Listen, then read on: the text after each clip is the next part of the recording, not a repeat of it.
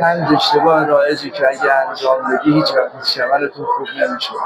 اینکه دنبال راهکار ریشه‌ای و اصولی هستی و ریز کمرتون می‌خوای داخل منزل خوب بشه، این پنج تا کاری که میگم و هیچ وقت انجام نده.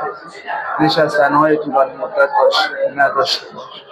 مسکن‌های قوی و شیمیایی نخور. مواد غذایی که تب به سر دارن زیاد استفاده نکن، مثل دوغ، ماست، ترشیجات. باشگاه نری. باشگاه وقتی میری از دکتر مشاوره بگیر.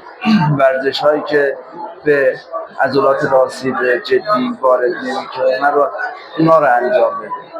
پنجمی که از همه مهمتره که شما جدی نمیگیرید وقتی بدن شما یه سری علائم مثل پادرد، زانودرد و دردهای مفصل دارید و شما میدونید شما جدی نمیگیرید، این علائم به وجود میاد. حالا اگه شما میخواید درمان اصولی و ریشه‌ای داشته باشید، کافیه پیجم رو فالو کنید و کلمه درمان رو برام کامنت کنید.